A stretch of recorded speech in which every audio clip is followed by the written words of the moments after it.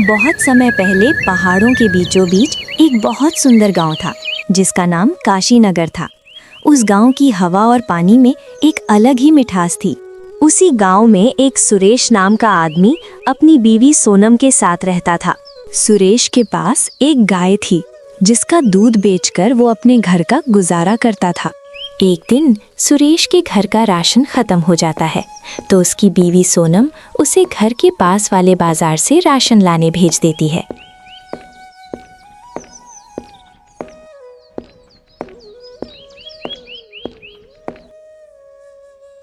बोलिए भैया जी, आपको क्या चाहिए? तुम मुझे 1 किलो आटा, 1 किलो चावल और 2 किलो दाल दे दो। फिर वो दुकानदार लड़की सुरेश को राशन दे देती है। फिर सुरेश दुकान से सारा राशन लेकर घर की ओर जाने लगता है।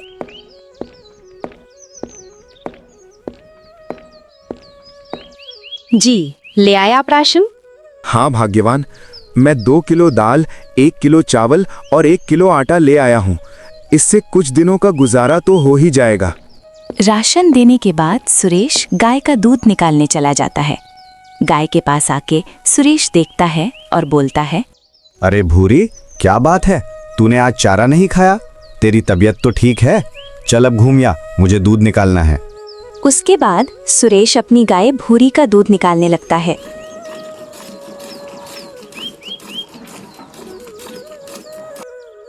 फिर सुरेश दूध को देखकर सोच में पड़ जाता है और बोलता है, अरे भूरी, आज तो तूने दूध भी बहुत कम दिया है। तेरी तबीयत सही में ठीक नहीं है। हे भगवान, अब मैं लोगों को दूध कैसे दूंगा? फिर सुरेश ये परेशानी लेकर अपनी बीवी के पास जाता है और उसे इसके बारे में बताता है। अरे क्या बात है, आज आप बड़ी जल्दी आ गए दूध निकालकर। अरे सोनम, न जाने हमारी गाय को क्या हो गया है। उसने आज बहुत कम दूध दिया है, ना ही वो घास खा रही है। लगता है उसकी तबीयत खराब हो गई है। हे भगवान, अगर ऐसा ही चलता रहा हम अपना गुजारा कैसे करेंगे? भाग्यवान, तुम चिंता मत करो, भगवान कोई ना कोई रास्ता निकल ही देंगे। और मैं शाम को एक बार दोबारा दूध निकालने का प्रयास करूंगा। आप सही बोल रहे हैं, हमें भगवान पर भरोसा रखना चाहिए। शाम होते ही सुरेश दोबारा गाय का दूध निकालने जाता है। सुनो भाग्यवान, मैं एक बार फिर दूध निकालने जा रहा हूँ। क्या पता इस बार हमारी गाय दूध दे दे। हाँ, आप ठीक बोल रहे हो। आप जाकर दूध निकाल लो, मैं भी भोजन बनाने की तैयारी कर लेती हूँ। फिर सुरेश दूध निकालने के लिए गाय के तबेले में चला जाता है। सुरेश तबेले में आकर देखता है और बोलता है, अरे ये क्या भूरी, तूने तो अभी भी कुछ नहीं खाया। चल इस बार मेरे को निराश मत करियो, मुझे दूध निकालने दे। फिर सुरेश दूध निकालने लगता है।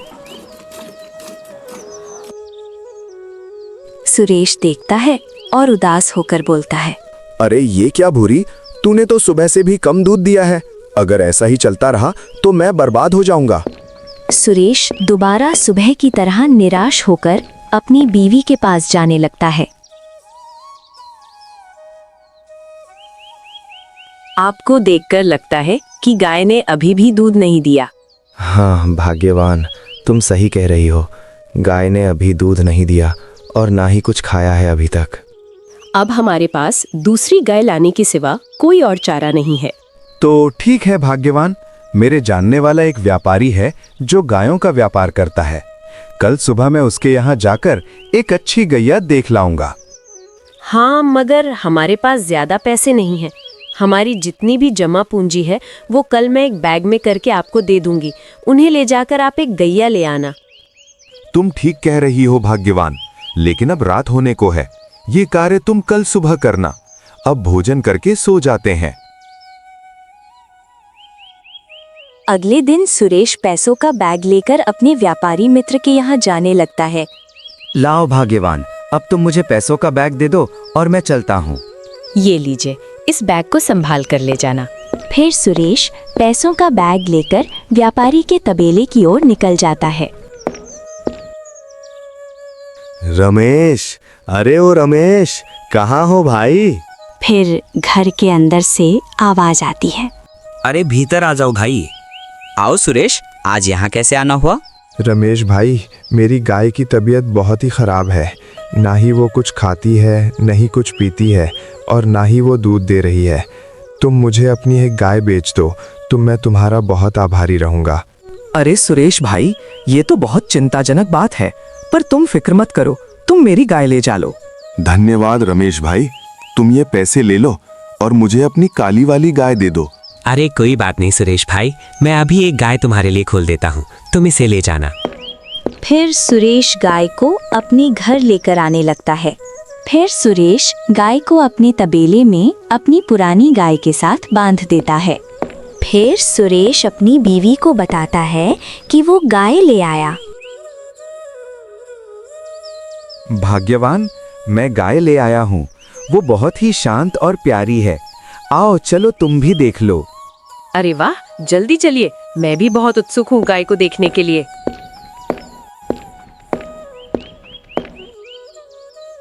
सोनम गाय को देखती है और बहुत खुश होकर बोलती है, आप सही बोल रहे हैं, गाय तो वाकई में प्यारी और बहुत ही शांत बर्ताव की है।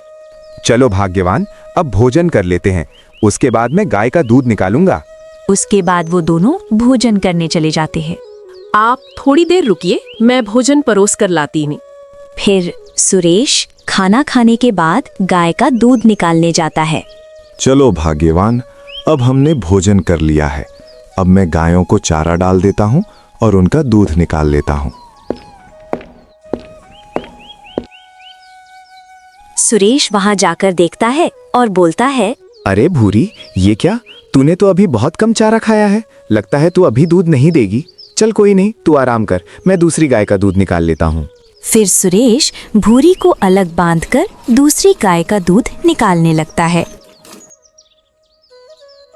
दूध निकालने के बाद सुरेश दूध से भरी बाल्टी को देखता है और बहुत खुश होकर बोलता है, अरे वाह, इस गाय ने तो बाल्टी भरकर दूध दिया है। फिर वो ये बात अपनी बीवी को जाकर बताता है। क्या बात है जी, आप बहुत खुश नजर आ रहे हो। हाँ भाग्यवान, बहुत खुशी की बात है, दूसरी गाय ने बाल्टी भरकर दूध दिया है। हाँ, ये तो बहुत खुशी की बात है। चलो, अब हमारे घर का गुजारा हो ही जाएगा। भाग्यवान, मैंने गाय का दूध निकाल दिया है, तो अब तुम दूध ग्राहकों को दे दो। ठीक है जी, मैं दूध दे देती हूँ, अब आप आराम कर लीजिए। कुछ दिनों तक बहुत बढ़िया चल रहा होता है, लेकिन सुरेश बहुत ही गरीब व्यक्ति था, जिस कारण वो अपनी दोनों गायों का चारा पूरा नहीं कर पा रहा था। इस वजह से दूसरी गाय ने भी दूध देना कम कर दिया, जिससे सुरेश बहुत कठिन परिस्थिति में था। भाग्यवान, अब हमारी दूसरी गाय ने भी दूध देना कम कर दिया है, न जाने अब हम आगे क्या करेंगे। हे भगवान, अब हमारा क्या होगा? तुम फिक्र मत करो भाग्यवान, मैंने सोचा है अब मैं गांव के साहूकार से मदद मांगकर उनके खेतों में खेती करूंगा। आपने बिल्कुल उत्तम सोचा है, लेकिन गांव का साहूकार बहुत ही शातिर है, वो आपसे कोई सामान लेकर आपकी मदद करेगा। कोई बात नहीं भाग्यवान, अब इसके सिवा कोई और रास्ता भी तो नहीं है हमारे पास। फिर सुरेश गांव के साहूकार के पास मदद मांगने के लिए निकल जाता है। सुरेश गांव के साहूकार के पास पहुंचता है और अपनी परेशानी बताते हुए बोलता है, नमस्कार साहूकार जी। नमस्कार नमस्कार। आओ सुरेश, क्या बात है, बड़े दिनों बाद आए हो? साहूकार जी, मुझे आपकी सहायता की बहुत आवश्यकता है, कृपया आप मेरी मदद करें। अरे सुरेश, अब तुम किस दुविधा में फंस गए हो? साहूकार जी, मेरे पास एक गाय थी जो ना ही कुछ खा रही थी ना ही दूध दे रही थी। मैंने दूसरी गाय खरीदी, थोड़े दिन तो उसने दूध दिया, लेकिन अब वो भी दूध नहीं दे रही है, जिस कारण मेरे घर का गुजारा नहीं हो पा रहा है। मेरे को आपकी सहायता चाहिए, मैं आपके खेतों में खेती कर सकता हूँ क्या? अरे सुरेश, ये तो बहुत बड़ी विपदा आन पड़ी है तुम पर। ठीक है, मैं तुम्हें अपने खेतों में खेती करने दूंगा, लेकिन तुम्हें अपनी दोनों गायें मेरे पास गिरवी रखनी पड़ेंगी, तभी मैं तुम्हें खेती करने दूंगा। ठीक है साहूकार जी, आप मेरी दोनों गायें गिरवी रख लो, लेकिन मुझे अपने खेतों में काम करने दो। फिर कुछ समय सुरेश ने मेहनत करी और कुछ महीनों बाद फसल उगने लगी। कुछ महीनों बाद सुरेश की फसल बहुत सुंदर हो जाती है। हे भगवान, आपकी कृपा इसी प्रकार बनी रहे तो मैं साहूकार को पैसे देकर अपनी दोनों गायें छुड़ा लूंगा। खेतों की कटाई के समय से पहले मौसम में बदलाव आ जाता है, जिस कारण गांव के सभी लोगों के खेत बर्बाद हो जाते हैं। जिसमें से एक खेत सुरेश का भी था। हे प्रभु, ये मेरे साथ क्या हो रहा है? अब मैं साहूकार को कहाँ से पैसे दूंगा? मैं अपना घर का गुजारा कैसे करूंगा? अब तो मैं बर्बाद हो जाऊंगा। फिर सुरेश बहुत परेशान होते हुए अपने घर जाता है और अपनी बीवी सोनम को ये सारी बातें बताता है। ए जी, क्या बात है? आप बहुत उदास नजर आ रहे हो। सब कुछ ठीक तो है? भाग्यवान, अब हम बर्बाद हो गए। बारिश के कारण हमारी खेती भी खराब हो गई है। अब भगवान ही हमारा कुछ उद्धार कर सकते हैं। हे भगवान, ये आपने हमारे साथ क्या किया? अब हम आगे क्या करेंगे? और फिर बाहर से गांव के साहूकार की आवाज आती है। सुरेश, अरे ओ सुरेश, कहाँ हो भाई? जी साहूकार जी, बताइए, आप इतनी बारिश में यहाँ, आप मुझे ही बुला लेते। सुरेश भाई, मैंने सुना तुम्हारी फसल बर्बाद हो गई है और तुमने अभी तक मेरे पैसे भी नहीं दिए। क्या ख्याल है? तुम्हें खेत किराए पर दिए बहुत समय भी हो गया है। साहूकार जी, आप मुझे थोड़ा समय और दे दीजिए। मैं दोबारा मेहनत करूंगा, मैं दोबारा खेती करूंगा। इस बार आपकी खेत का किराया मैं जल्द ही दे दूंगा, आप विश्वास। अरे नहीं सुरेश, नहीं, अब मैं तुम्हें और समय नहीं दे सकता। और तुम्हें लगता है कि तुम इतने बेकार मौसम में खेती कर पाओगे? आप सही बोल रहे हैं साहूकार जी, लेकिन अब मैं और कर भी क्या सकता हूँ? कृपया आप मुझे थोड़ा समय और दें। अरे नहीं सुरेश, नहीं, मैं तुम्हें अब और समय नहीं दे सकता। अब मैं तुम्हारी दोनों गायें रख रहा हूँ, अब वो मेरी हुई। तुम मेरे खेत का किराया ला देना। फिर साहूकार अपने घर की ओर निकल जाता है और सुरेश बहुत मायूस हो जाता है। फिर सुरेश अपने घर के अंदर जाकर अपनी बीवी को इसके बारे में सब कुछ बताता है। अरे भाग्यवान, अब मेरी खेत भी बर्बाद हो गए हैं और साहूकार ने अब मेरी दोनों गायें भी रख ली है। न जाने अब हम क्या करेंगे। कोई बात नहीं, हमें फिर भी भगवान पर भरोसा रखना चाहिए। भगवान जो भी करते हैं सब अच्छा ही करते हैं। अब बारिश थम गई है, मैं आपको कुछ पैसे दे देती हूँ, आप जाकर उनसे थोड़ा राशन ले आना। ठीक है भाग्यवान, तुम मुझे पैसे दे दो, मैं राशन ले आता हूँ। फिर सुरेश अपनी बीवी सोनम से पैसे लेकर बाजार की दुकान पर राशन लेने के लिए निकल जाता है। फिर सुरेश दुकान से राशन लेकर घर की ओर निकल जाता है।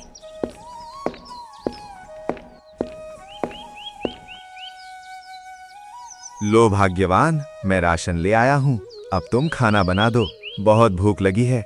सुनिए जी, आप एक काम और कर दीजिए, उसके बिना अब मैं भोजन भी नहीं बना पाऊंगी। घर में गैस खत्म हो गई है, आप जंगल जाकर थोड़ी सी सूखी लकड़ियाँ काट कर ले आइए। ठीक है भाग्यवान, मैं अभी जंगल जाकर लकड़ियाँ लेकर आता हूँ। फिर सुरेश अपनी कुल्हाड़ी लेकर जंगल की ओर लकड़ियाँ काटने चला जाता है। सुरेश वहाँ जाकर देखता है कि यहाँ लकड़ियाँ बहुत गीली हैं, तो वो जंगल में और अंदर चला जाता है। सुरेश बहुत परेशान था अपनी आर्थिक स्थिति से। वो उसी के बारे में सोचते सोचते और घने जंगल में चला जाता है। सुरेश अपने घर से बहुत दूर घने जंगलों के बीच में आ गया था। वो वहाँ देखता है कि जंगलों के बीचों बीच एक साधु की कुटिया। उसे कुटिया के दरवाजे के बाहर एक बहुत भयानक सांप दिखता है, जो कि कुटिया के अंदर चला जाता है। अरे ये क्या, ये सांप तो बहुत ही जहरीला लगता है और ये तो साधु की कुटिया के अंदर चला गया। मुझे इसे भगाना ही होगा, वरना ये उन्हें काट लेगा। सुरेश जैसे ही कुटिया के अंदर जाता है, तभी दूसरी ओर से साधु आते हैं और देखते हैं सुरेश कुटिया से बाहर आता है और साधु महाराज को देखता है। प्रणाम साधु महाराज, मेरा नाम सुरेश है। अरे बालक, तुम इतने घने जंगलों में कैसे आए और तुम मेरी कुटिया में क्या कर रहे थे?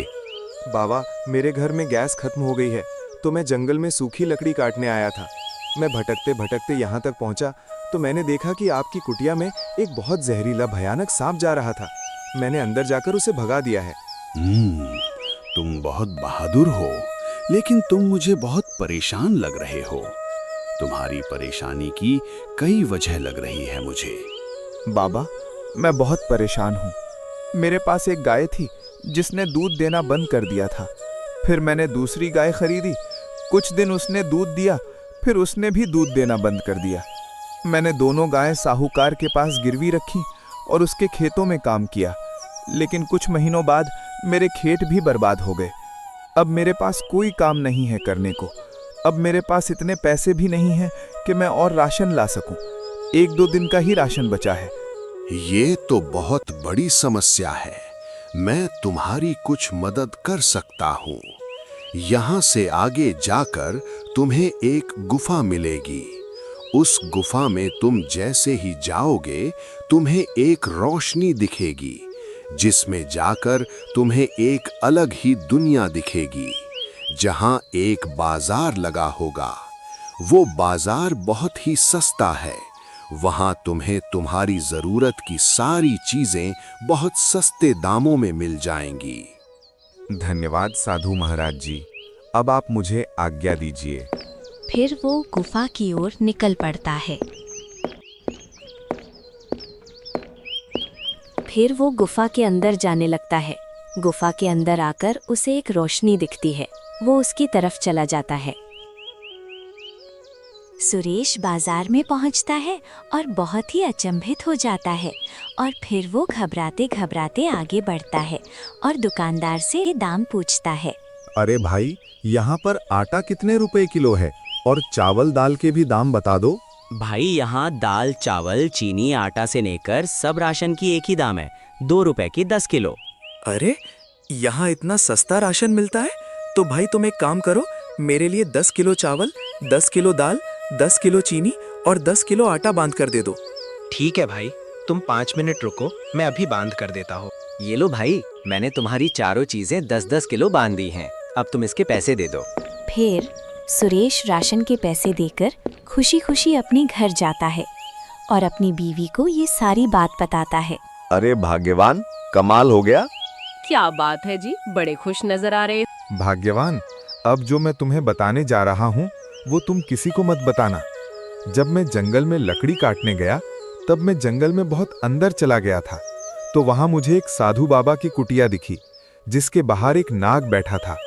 वो नाग कुटिया के अंदर चला गया था। मैंने अंदर जाकर उसे भगाया।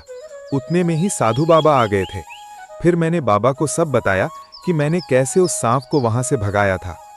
फिर बाबा ने मेरे से मेरी परेशानी पूछी और मैंने अपनी परेशानी बाबा को बताई। तो बाबा ने मेरी सहायता के लिए मुझे एक गुफा बताई, जिसके अंदर जाने के बाद मुझे एक रोशनी दिखी और जैसे ही मैं उस रोशनी के पार गया तो वहाँ एक अलग ही दुनिया थी। वहाँ एक बाजार लगा हुआ था जिसमें सब कुछ मिलता था, कौड़ियों के दाम में। अरे वाह, ये तो बहुत अच्छी बात है। मैं ना कहती थी भगवान हमें रास्ता जरूर दिखाएंगे। हाँ भाग्यवान, तुम सही बोलती थी। फिर 2-4 दिन सुरेश गांव वालों से छुपकर लकड़ी काटने के बहाने गुफा के खुफिया बाजार में जाता और वहां से अच्छा खासा राशन लेकर आता। लो भाग्यवान, मैं और राशन ले आया हूँ। सुनिए जी, अब घर में ज्यादा पैसे नहीं है। मेरे पास एक तरकीब है। मैं आपको थोड़े से पैसे और दूंगी, आप उनका राशन लाकर पास वाली राशन की दुकान पर बेच देना। तुम ठीक कह रही हो भाग्यवान, हम ऐसा ही करेंगे। सुरेश की बीवी उसे पैसे देती है। फिर वो उन पैसों का भी राशन लेकर आता है और पास वाली दुकान पर ले जाकर राशन को बेच देता है। सुरेश ऐसे ही करता रहा। वो चोरी चोरी बाजार जाता रहा और वहाँ से राशन खरीदकर पास की दुकान पर बेचता रहा, जिससे उसके पास अच्छा पैसा हो जाता है। थोड़ा पैसा होने के बाद वो साहूकार के पास जाकर अपनी दोनों गायें छुड़ा लेता है। एक दिन सोनम सुरेश को बोलती है, सुनिए जी, अब हमारे पास अच्छा पैसा हो गया है। हमारी दोनों गायों ने भी दूध देना शुरू कर दिया है। अब हमें एक अपनी दुकान खोल लेनी चाहिए।